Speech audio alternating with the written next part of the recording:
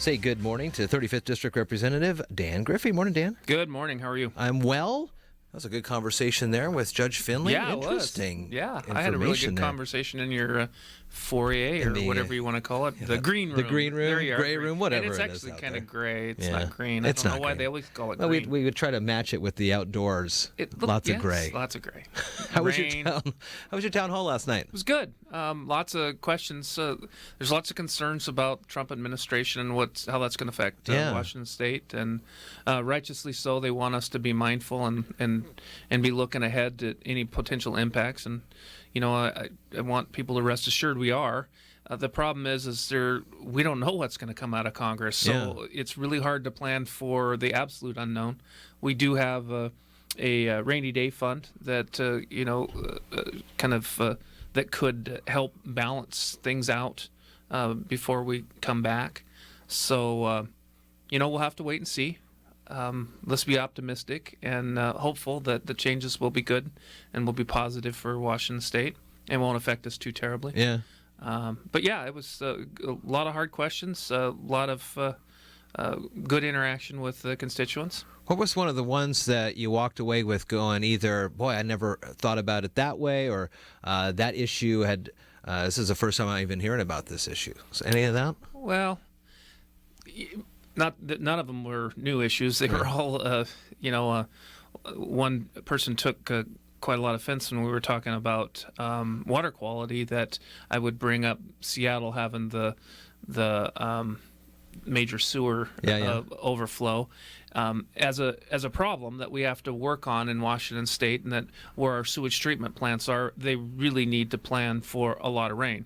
And quite often, Seattle, Thurston County, all over the state of Washington, they didn't plan the construction very well. Yeah. And they're built in places that are going to be very susceptible to high water flow. So I was a little taken back that this individual would be mad at me and think I was bashing on Seattle, which I absolutely wasn't bashing on Seattle. It's a policy-driven issue that I think we as policymakers have to figure out, and set the policy that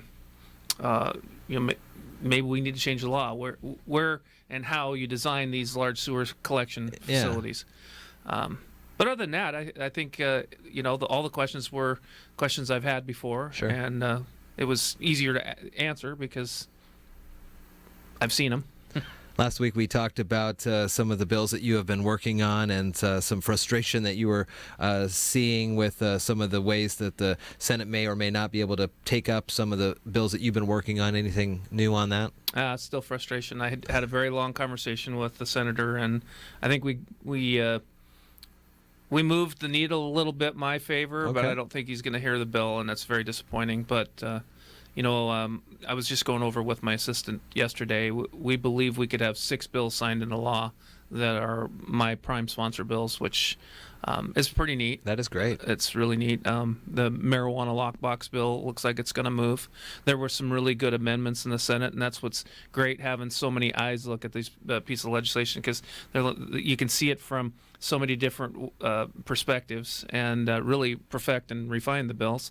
And I have FD Cares bill, which it's quite an interesting idea. It's embracing community paramedicine to where maybe a paramedic can come out to your house and help you make an informed decision on whether you go to the hospital or not.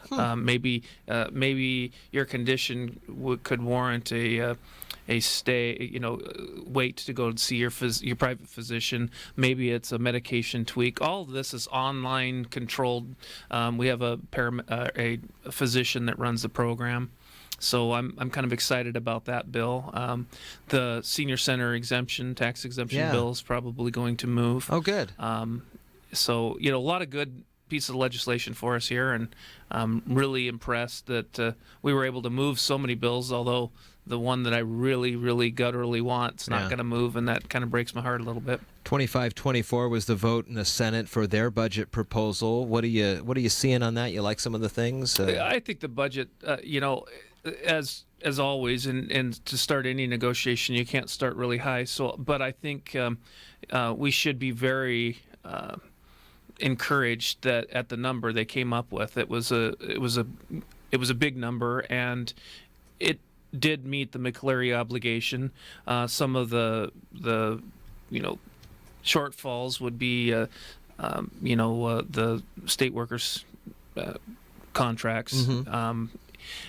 And I would expect that when you see the House Democrat version come out, you're going to see a very high number, and then what you're going to see is the two merge in the Sure. middle, and we're going to come up with something that is going to be a pretty good budget, biennial budget for all Washington City citizens and our school children. So it looks like next week sometime the House Democrats will put theirs out, and then you got a little less than a month now to get things worked out. And I know that there are still bills that are needed to be passed for implementation with the budget, but I think for the most part, is it all kind of just back and forth now on negotiations to get the operating budget going, or?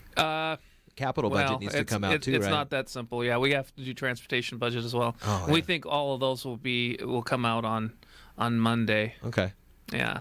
So the transportation budget is going to include all of the construction projects that were in the construction package that passed the first biennium. Yeah. All right. Well, very good. 35th District Representative Dan Griffey here. Thank you so much. It's good. It's always good to talk with you. Yes. Have a good weekend. You too.